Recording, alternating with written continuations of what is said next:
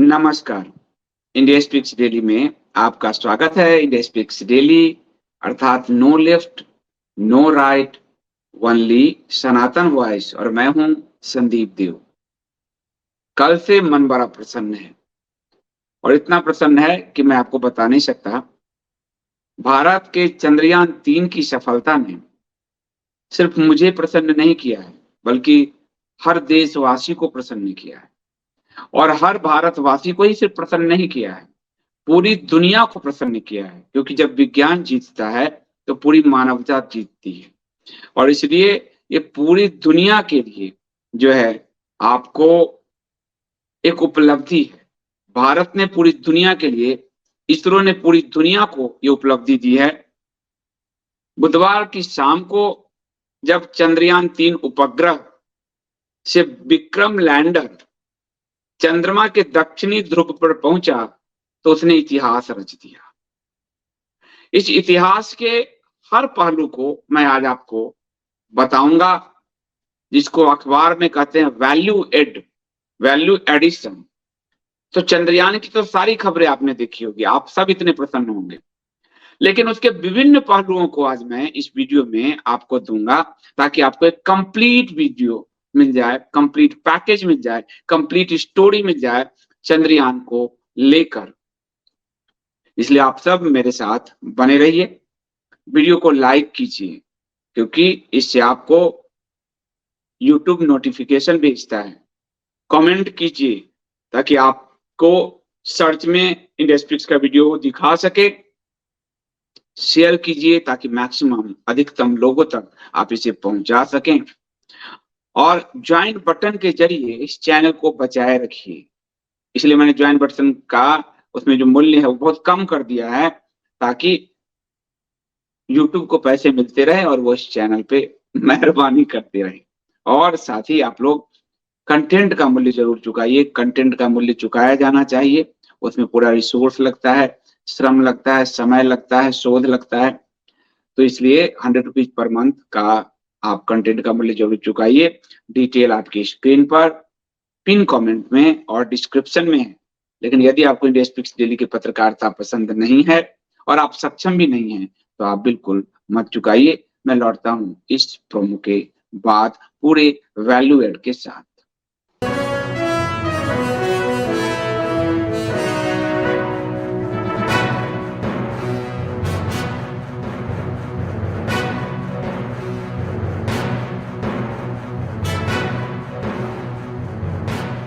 तो चलिए सबसे पहले हम शुरू करते हैं कि भारत के चंद्रयान 3 उपग्रह ने जब बुधवार को शाम चंद्रमा पर लैंड किया और विक्रम लैंडर चंद्रमा के दक्षिणी ध्रुव पर उतरा, तो उसने एक इतिहास रच दिया।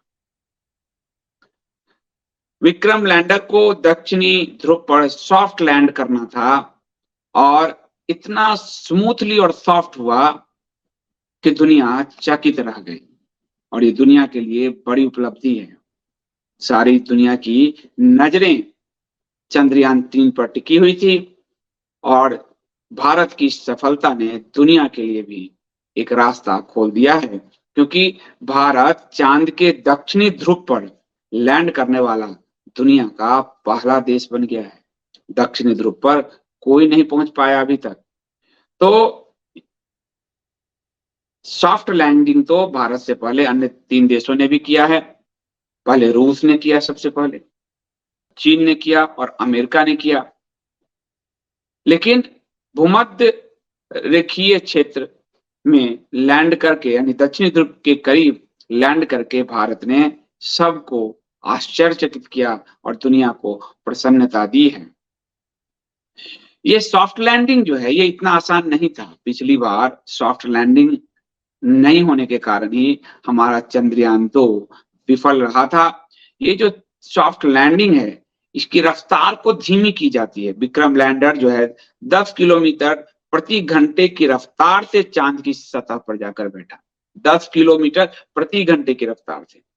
और उससे पहले जो उपग्रह जाता है वो बहुत तेज रफ्तार से जाता है। और यही कारण था कि जो चंद्रयान 2 था, उस तेज रफ्तार के कारण जब चंद्रमा के सतह से लैंडर टकराया तो वो क्रैश कर गया, जिस कारण वहां से तस्वीरें आदि नहीं आ सकती थी। तो इस बार भारत ने उस तेज रफ्तार को ज्यो-ज्यो चंद्रमा के नजदीक पहुंचा, उसकी रफ्तार को धीमा करते गया, ताकि जब चंद्रमा की सतह पर यान पहुंचे तो लैंडर जो है बहुत सॉफ्ट तरीके से सतह पर जाए। विक्रम लैंडर, विक्रम नाम दिया गया विक्रम साराभाई के कारण, जिसके कारण हम यहाँ अंतरिक्ष में यहाँ तक पहुंचे हैं। और इस विक्रम लैंडर को इतना सॉफ्टली बनाया गया है कि वो आराम से जाकर, अगर आप फोटोग्राफ देखेंगे तो आराम से जाकर बैठ जाता है। यानी चंद्रयान 2 से कितना जल्दी इसरो के वैज्ञानिकों ने इसको सीखा, ये बहुत ही हम सबके लिए प्रेरणादायक है कि हम कैसे सीख सकते हैं। हमारी असफलता हमें नहीं तोड़ती, उस असफलता को लगातार याद करते रहने, रोने गाने लेकर बैठने के कारण हम टूटते हैं।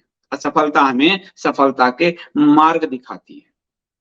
मुश्किल काम था और इस मुश्किल काम को हमारे वैज्ञानिकों ने करके दिखा दिया, और विक्रम साराभाई आज जहां भी होंगे वो अपनी पूरी टीम पर गर्व महसूस कर रहे होंगे। वो जो सॉफ्ट लैंडिंग है उसको आप ये समझिए कि शुरू में उसकी रफ्तार 6000 किलोमीटर प्रति घंटा से ज्यादा थी।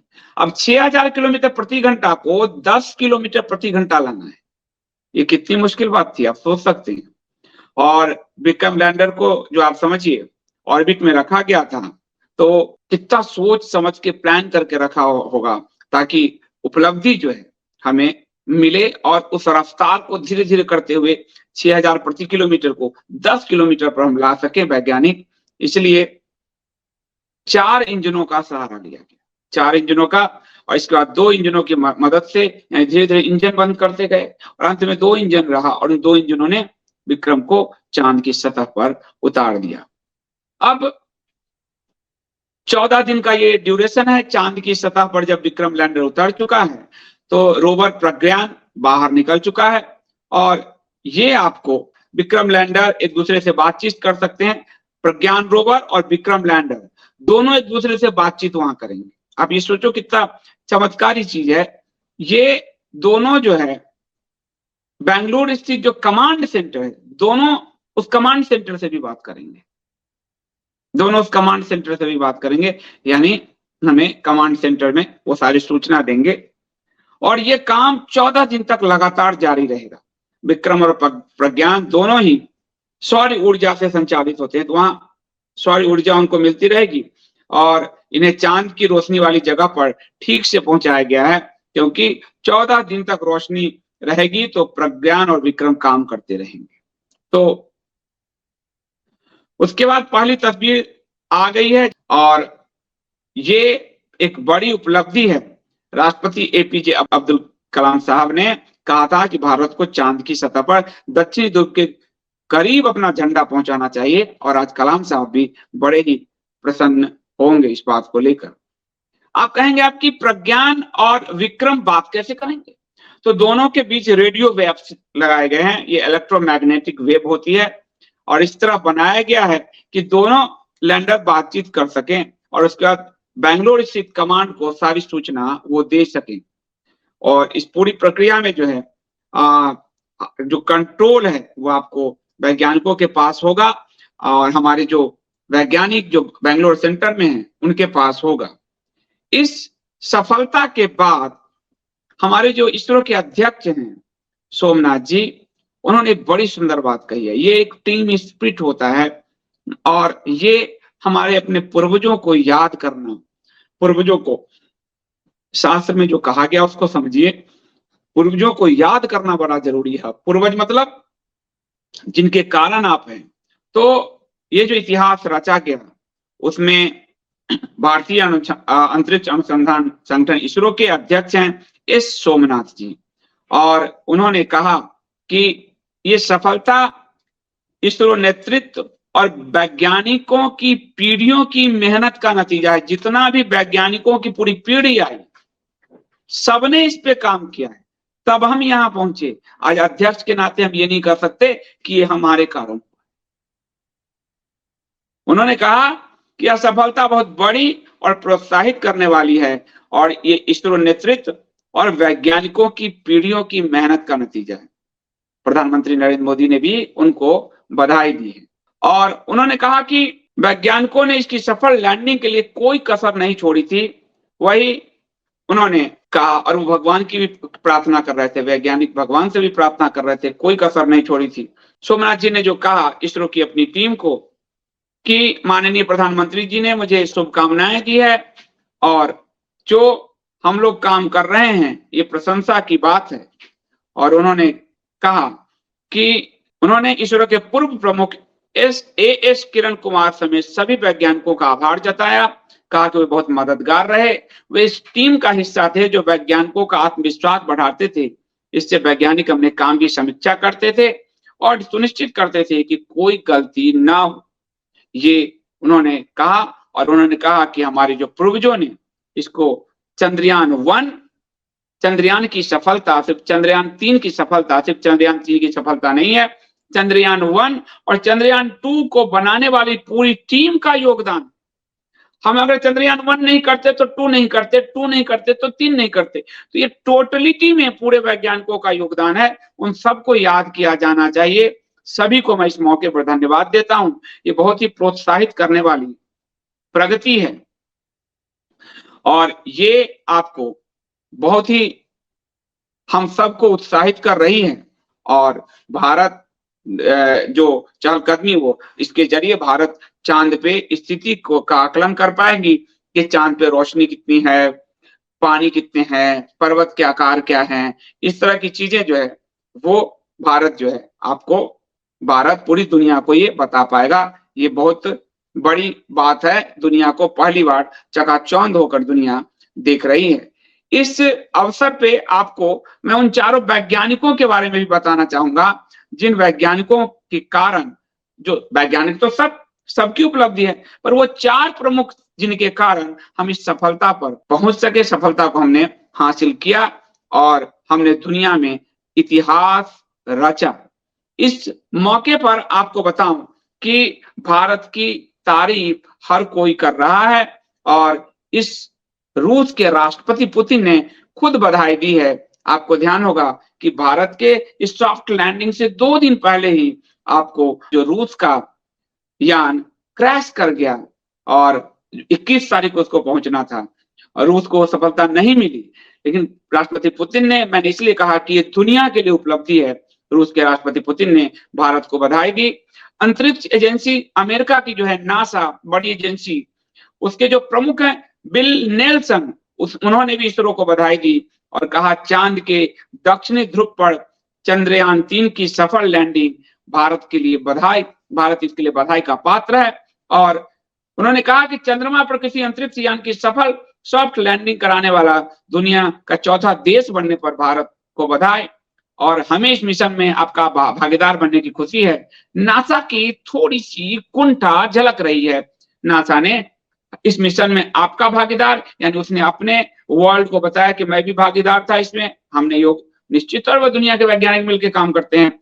और उन्होंने कहा कि सॉफ्ट लैंडिंग कराने वाला दुनिया का चौथा देश पर दक्षिणी ध्रुव पे जो है के लिए उन्होंने पहला शब्द यूज नहीं कहा कि दक्षिणी ध्रुव पे सफल लैंडिंग के लिए बधाई, और कहा कि अंतरिक्ष यान चंद्रमा पर भेजने में चौथा देश, यानी अमेरिका थोड़ा सा कुंठा में है।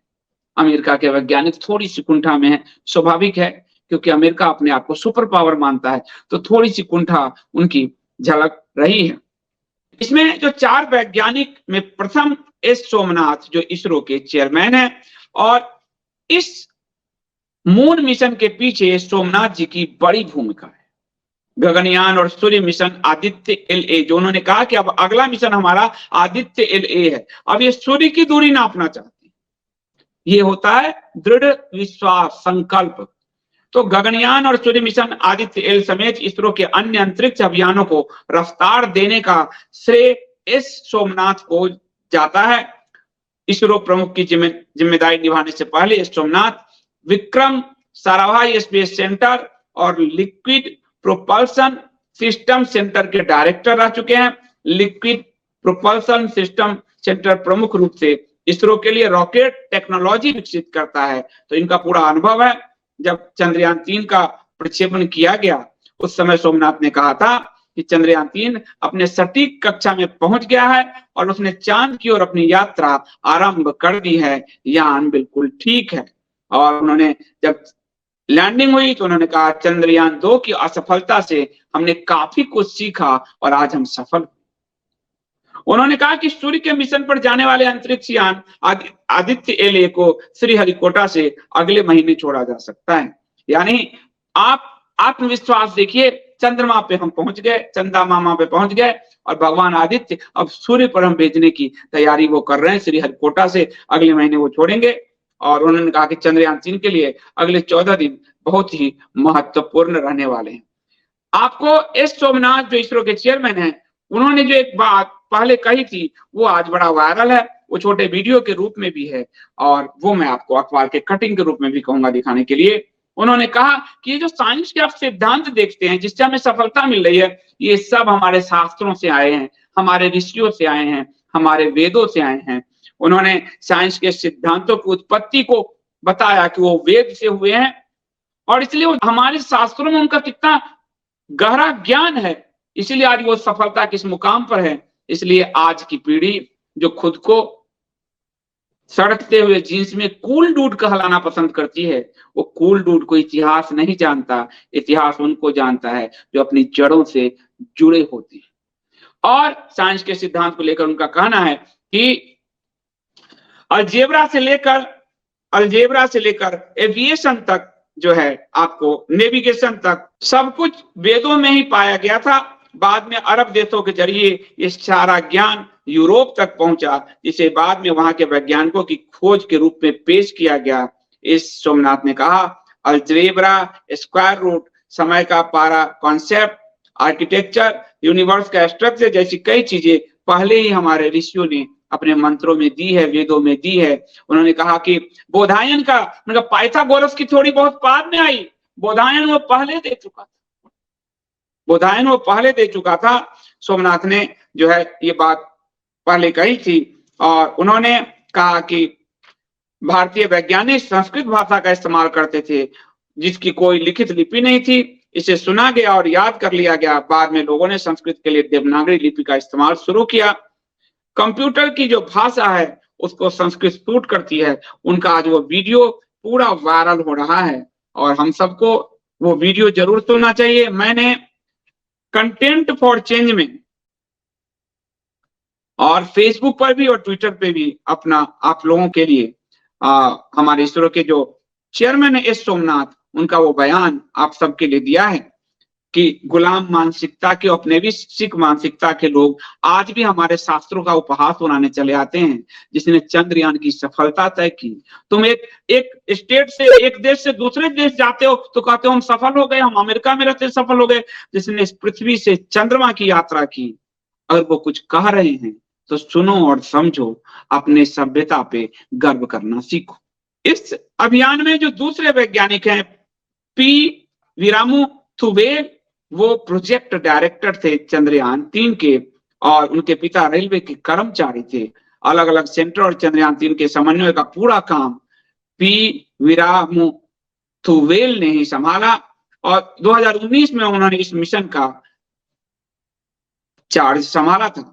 मून मिशन शुरू होने से पहले वीरामुथुवेल इसरो मुख्यालय में स्पेस इंफ्रास्ट्रक्चर प्रोग्राम ऑफिस में डिप्टी डायरेक्टर थे और बेहतरीन टेक्निकल हुनर के लिए उनको जाना जाता है। चंद्रयान 2 में भी उनकी बड़ी भूमिका थी और उन्होंने नासा के साथ तालमेल बिठाने में बहुत बड़ी जिम्मेदारी निभाई। इसलिए नासा के जो प्रमुख हैं थोड़े तो कह रहे हैं मेरा भी से दो, और वो तमिलनाडु के रहने वाले हैं और मद्रास आईआईटी से उनकी पढ़ाई है। और वो विक्रम लैंडर के डिजाइन को कैसे हल्का रखना है, किस तरह, इसमें उनकी बड़ी सक्रिय भूमिका है।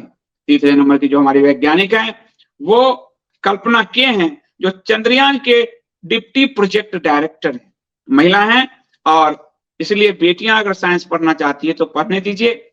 इस चंद्रयान की सफलता में हमारी महिलाओं का भी बड़ा योगदान है। कल्पना के चंद्रयान 3 टीम का उन्होंने नेतृत्व किया है। कोरोना महामारी के दौरान उन्होंने दृढ़ इच्छा शक्ति के बल पर उस वक्त भी उन्होंने इस मिशन को रोका नहीं, वो आगे बढ़ाती रही। और सैटेलाइट प्रोग्राम के पीछे ये जो इंजीनियरिंग है, उनकी बड़ी भूमिका है। उनकी भूमिका चंद्रयान 2 में भी थी और मंगल मिशन में भी थी, और बड़ी बड़ी भूमिका थी उनकी। कल्पना ने पत्रकारों से जो कहा कि सालों से जिस उद्देश्य को हम प्राप्त करना चाहते थे, हमें उसी पल की प्रतीक्षा थी, और हमने आज बिल्कुल सटीक परिणाम प्राप्त किया है। ये मेरी और मेरे पूरे टीम के लिए एक याद करने वाला क्षण है, हमने इसे हासिल किया है। इसके अलावा एक और है एम शंकरन। एम शंकरन जो है वो यूआर राव सैटेलाइट सेंटर के प्रमुख हैं, और उनकी टीम इसरो के लिए भारत के सभी उपग्रहों को बनाने की जिम्मेदारी निभाती है। इसरो के लिए जो भी उपग्रह बनता है वो यूआर राव सैटेलाइट सेंटर से ही बनता है। चंद्रयान 1, मंगलयान और चंद्रयान 2 सैटेलाइट के निर्माण में शंकरन की बड़ी भूमिका रही है, और चंद्रयान 3 उपग्रह का तापमान कंट्रोल रहे, संतुलित रहे, इस बात को सुनिश्चित करने की जिम्मेदारी शंकरन की थी। असल में जो है तापमान अगर थोड़ा भी अप डाउन हो गया तो आप समझते हैं क्या हो सकता है। तो उन्होंने चंद्रमा की सतह का प्रोटोटाइप तैयार किया, और जिसके आधार पर लैंडर के टिकाऊपन का परीक्षण किया। तापमान के बीच में जो है न्यूनतम अधिकतम तापमान की टेस्टिंग की प्रक्रिया को आसान बनाया, और फिर हमारी सफलता को रचा। उसके अलावा मिशन के डायरेक्टर थे मोहन कुमार जी। मोहन कुमार जी विक्रम साराभाई स्पेस सेंटर के वरिष्ठ वैज्ञानिक हैं और चंद्रयान 3 मिशन के डायरेक्टर हैं। मोहन कुमार NVM-3 और MA मिशन के तहत वेब इंडिया 2 सैटेलाइट के सफल व्यावसायिक लॉन्च के समय भी डायरेक्टर रह चुके हैं। उन्होंने कहा कि LM-3 M4 ने एक बार सिद्ध किया कि वो इसरो का हैवी लिफ्ट व्हीकल है। इसरो परिवार को टीम वर्क के लिए बधाई, यानी सब पूरी परिवार को इसकी उपलब्धि बता रहे हैं। इसके अलावा S Unnikrishnan Nair Vikram Sarabhai space centre के डायरेक्टर हैं। S उन्नीकृष्णन नायर और केरल के तिरुवनंतपुरम के थुम्बा स्थित विक्रम साराभाई स्पेस सेंटर के वो प्रमुख हैं। उनकी टीम के पास मुख्य संचालन की जिम्मेदारी थी, और जियो सिंक्रोनस सैटेलाइट लॉन्च व्हीकल यानी GSLV मार्क 3, इसे लॉन्च व्हीकल मार्क 3 कहा जाता है, इसे विक्रम साराभाई सेंटर ने ही तैयार किया था। इसके अलावा आपको एम शंकरन का यूआर राव सैटेलाइट सेंटर के डायरेक्टर का नाम मैंने आपको बता ही दिया। उन्होंने communication, navigation, remote sensing, meteorology, दूसरे ग्रहों आदि की खोज में के क्षेत्रों में बहुत महत्वपूर्ण जो भूमिका होती है उसके बीच में तालमेल बैठाने का काम उन्होंने किया, और उन्होंने उनकी बड़ी भूमिका रही। इसके अलावा ए राजा राजन जो है वो सतीश धवन स्पेस सेंटर श्रीहरिकोटा के डायरेक्टर और वैज्ञानिक हैं। वो मानव अंतरिक्ष मिशन प्रोग्राम गगनयान और SSLV मोटर को लेकर काम करते हैं, और वो लॉन्च ऑथराइजेशन बोर्ड में के प्रमुख हैं जो लॉन्च को हरी झंडी देता है। तो ये वो प्रमुख वैज्ञानिक है। इसके अलावा इसरो के जो चंद्रयान 3 में के मिशन में 54 महिला यानी 54 महिला इंजीनियर और वैज्ञानिकों ने हिस्सा लिया। इसलिए एक बार पुनः अपनी बेटियों को यदि वो साइंस पढ़ना चाहते हैं तो बिल्कुल ना रोकें, और आप उन्हें आगे पढ़ने दें, आगे बढ़ने दें, ताकि इतिहास जो है आपकी बेटियों को, हमारी बेटियों को जो है याद रख सके। और ये बड़ी उपलब्धि है। इस बड़ी उपलब्धि से पहले हमें ये समझना होगा कि हम साइकिल और बैलगाड़ी से यात्रा करके आए हैं। हमें उस समय बड़ी सुविधाएं नहीं मिली थी, भारत स्वतंत्र हुआ था, और इस सब को लेकर भारत जो है हमारे पास संसाधन नहीं थे। संसाधन तो हमारे सारे ब्रिटिशर्स लूट कर चले गए।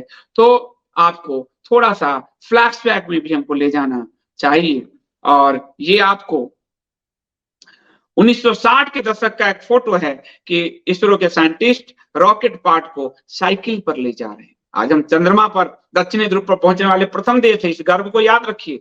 इसलिए साइकिल की सवारी चंद्रमा की सवारी बन सकती है, इस आत्मविश्वास को अपने अंदर प्रबल करिए। और इसरो के साइंटिस्ट रॉकेट के पार्ट को साइकिल पर ले गए थे, वो तस्वीर भी बहुत फेमस हुआ था। उसके बाद आपको विक्रम साराभाई स्पेस प्रोग्राम के जनक विक्रम साराभाई जिनके नाम पर एक विक्रम लैंडर है, और होमी जहांगीर भाभा, मैं आप सबको कहूंगा कि आपको ओटीटी पर जो रॉकेट बॉय 2 पार्ट आया है जरूर देखिए। विक्रम साराभाई और होमी जहांगीर भाभा ने भारत के एक ने स्पेस और एक ने हमारे परमाणु प्रोग्राम को कैसे रचा, और होमी जहांगीर भाभा को तो कहा ही जाता है कि सीआईए ने मरवा दिया विमान दुर्घटना में। तो रॉकेट बॉयज आज के हर पीढ़ी को देखना चाहिए। ओटीटी पर उपलब्ध है, वो किसी ओटीटी पे आपको मिल जाएंगे, सर्च करेंगे, मुझे लगता है सेटमैक्स पे है शायद, देख लीजिएगा। तो आप सबको देखना चाहिए कि 60 के दशक में विक्रम साराभाई और होमी भाभा ने कैसे हमारे लिए Thumba equatorial rocket launch station पर, ये लोग, उनकी तस्वीर भी है, कैसे हमारे लिए हमारे भविष्य की नींव रखी। रॉकेट को आप अगर देखेंगे, डॉक्टर एपीजे अब्दुल कलाम की फोटो भी वायरल है कि थुम्बा में टेस्ट रॉकेट को कैसे जमीन पे बैठ के सब जोड़ रहे हैं। ये इस कंडीशन से हम चंद्रमा पे पहुंचे हैं, ये भी बड़ा महत्वपूर्ण है। और एपीजे अब्दुल कलाम की भी बड़ी भूमिका है, वो साराभाई के शिष्य थे तो उनकी भी बड़ी भूमिका है। और उसके बाद बैलगाड़ी का भी सफर हमने किया, बैलगाड़ी पर भी हमारे सामान ढोए गए हैं। तो ये जो उपलब्धि है वो बड़ी उपलब्धि है, क्योंकि हमने उसे हासिल किया है जिसको हासिल करने में अभी दूसरे देश सफल उतना नहीं हुए हैं। भारत का जो दूसरा सैटेलाइट भास्कर कैसे बनाया गया था, ये सब कितनी मेहनत की गई थी ये उस समय। और जो बैलगाड़ी का है, ये 1981 का समय था। वैज्ञानिक भारत के पहले कम्युनिकेशन एप्पल सैटेलाइट को बैलगाड़ी पर ले गए थे। तो हमने साइकिल और बैलगाड़ी से सफर तय करते हुए और हमने चंद्रमा तक की छलांग लगाई है। भारत जिंदाबाद है। और इस पर एक बड़ा सुंदर सा फोटो वायरल हो रहा है, रक्षाबंधन आ रहा है, चंदा मामा हम लोग कहते हैं और पृथ्वी माता है, यानी पृथ्वी और प्री रक्षाबंधन के बीच, दोनों के बीच रक्षाबंधन को लेकर तो भारतीय तो इमोशनल होते हैं, उन्होंने उस फोटोग्राफ को बहुत ही सुंदर ढंग से डिजाइन किया है, इसलिए इस तस्वीर के भी बड़े ही महत्व हैं। और कई अन्य तस्वीरें भी वायरल हो रही है, अलग अलग पार्टियां अपनी उपलब्धि जो है खुशी जाहिर करनी चाहिए। प्रधानमंत्री ने बधाई दी, बधाई देनी चाहिए, और विपक्ष ने भी बधाई दी, उनकी भी बधाई स्वीकार होनी चाहिए। यूपी के मुख्यमंत्री ने बधाई दी, वो भी, हर नेता बधाई दे रहा है। बस चैनल को, वैज्ञानिकों को ज्यादा स्लॉट देना है, नेताओं को थोड़ा कम देना है, क्योंकि नेता उपलब्धि को हासिल करने के लिए उसका क्रेडिट लेने आ जाते हैं, ठीक है, परंतु वैज्ञानिकों का दिन है, वैज्ञानिकों को ज्यादा समय दीजिए, ये ज्यादा जरूरी है भविष्य के लिए। तो आज के लिए इतना ही। आप सबको बहुत बहुत धन्यवाद किया और आप सबको ढेर सारी शुभकामनाएं हमारी चंद्रयान की सफलता पर। ये भारत की सफलता है, ये विश्व की सफलता है, इसलिए हम अपनी सफलता को हमेशा सबसे बांटते रहें। हमारी ऋषियों ने, इस ब्रह्मांड के हम पार्ट हैं, हम सिर्फ इस देश के पार्ट नहीं, इस ब्रह्मांड के पार्ट हैं। और इसलिए हमारे ऋषियों ने ब्रह्मांड को, ऋषि ने मंत्रों को देखा और तब जाकर वो वेद में था। जो हमारे इसरो के जो प्रमुख हैं एस सोमनाथ जी, जिन्होंने इस बात को कहा है। तो ये भारत की सफलता है, ये सनातन धर्म की सफलता है, जहाँ के ऋषियों ने उस समय ये ज्ञान दिए थे और जिसको आज इसरो प्रमुख एस सोमनाथ कह रहे हैं। तो हमारी पीढ़ी को सीखना चाहिए, ये विश्व की सफलता है, ये ब्रह्मांड की सफलता है, ये वैज्ञानिक मस्तिष्क की सफलता है और ये सारी मानवता की सफलता है। तो इसी के साथ आज इतना ही। मैं आज कहीं निकल गया हूं तो आपसे रात में नहीं मिल सकूंगा, लेकिन रात में आपको एक बेहतरीन वीडियो रात्रि 9 बजे मिलेगा, और वो मिलेगा हमारे दक्षिण भारत से इंडिया स्पीक्स डेली और एकम सनातन भारत दल के चैनल पर एस नागेश्वर का बयान मिलेगा, उनका भाषण मिलेगा आपको। हमारे तेलंगाना के प्रोग्राम का नागेश्वर जी जो भाषण दे रहे हैं, 6 तारीख को उनका प्रोग्राम था, उसको नष्ट करने के लिए बड़ी संख्या में एक संगठन के लोग पहुंचे थे, और जब हमारे प्रोग्राम में थे उसको भी नष्ट करने के लिए 20 से अधिक लोग पहुंचे थे। तथाकथित हिंदूवादी संगठन के क्यों पहुंचे थे, आपको नागेश्वर राव जी के इस पूरे बयान में दिखेगा। नागेश्वर राव जी ने सच का वो आईना दिखा दिया जो बड़ा नग्न होता है। कोई तो चाहिए इस युग में भी जो उस राजा को कह सके कि राजा ने वस्त्र नहीं पहना, नग्न है।